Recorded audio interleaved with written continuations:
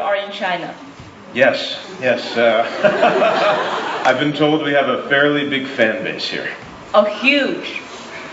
Feel very fortunate about that, to be a part of a show that has an international fan base that's able to touch and move and inspire people all the way around the world. It's an incredible thing.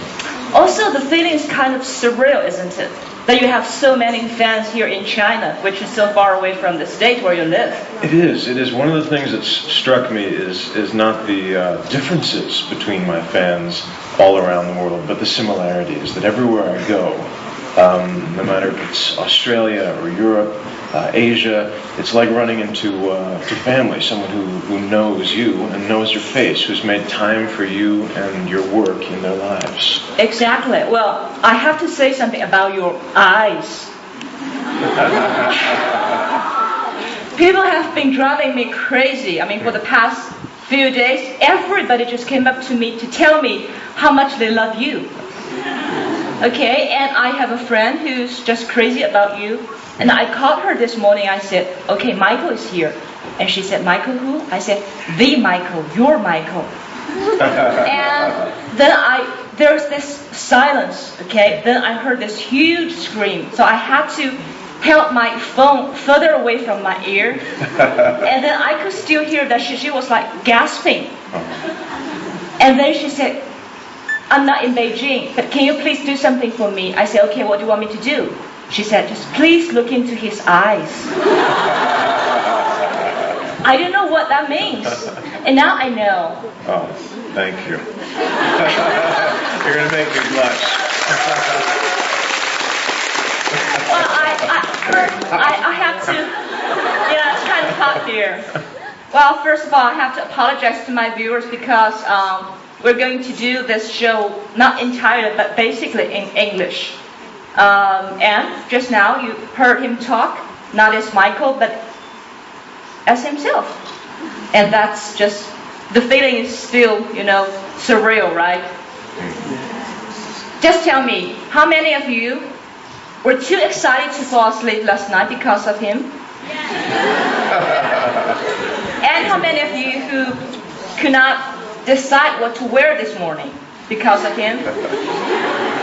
I couldn't decide what to wear either. I don't believe you. Well, I know this is your third trip to China. Yes, that's right. Besides hello, ni hao, have you learned a few Chinese words? I learned, just last night, I learned Wo Ai Chi Caomei.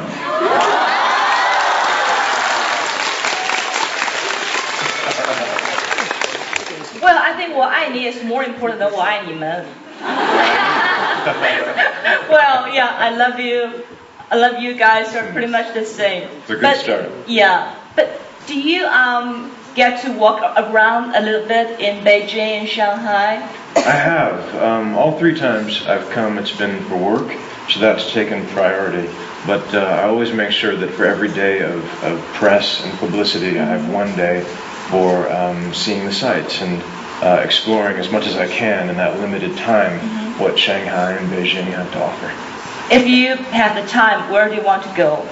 I've been to the Great Wall. Oh, really? And I'd dearly like to go back. There's just something so extraordinary about standing on a monument, something built by man that can also be seen from space. I think that's kind of incredible. Did you get onto the top? I sure did. And it was steep, actually. I was really surprised. And I was huffing and puffing, but these little old women were kind of scooting by me, and I was sort of embarrassed. I felt like I had to work to keep up. Well, the first time you were in China, that was last year, right? Yes. Well, before you came to China for the first time, people must have told you, well, you have lots of fans there in China. Yeah. Did you believe them? I'd heard a few numbers. Someone told me that there were 135 million fans watching the show online every week, which is half the population of the United States. It's an incredible number. You can't really wrap your head around what that means. But I have to say that for a boy from Brooklyn, New York, the idea that I would be traveling extensively in Asia, coming to China 3 times in the space of a year, would have been inconceivable to me as a child. I feel very fortunate, very fortunate.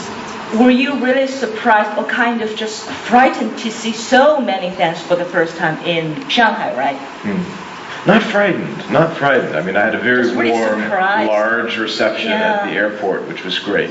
But the fans, by and large, have always been very respectful, very polite, certainly devoted to the show. But they've always been on their best behavior, and I certainly appreciate that.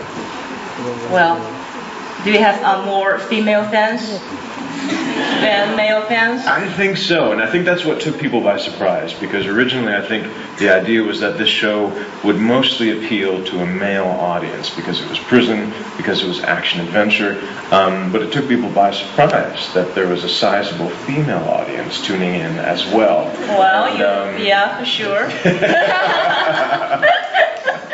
And pretty soon you're going to know that Chinese girls are not shy of expressing their feelings. No. You know, not shy at all. I've gotten that impression. Which is good, right? I know that this time you're here in China for a car commercial. Yes. Are you a sensible driver?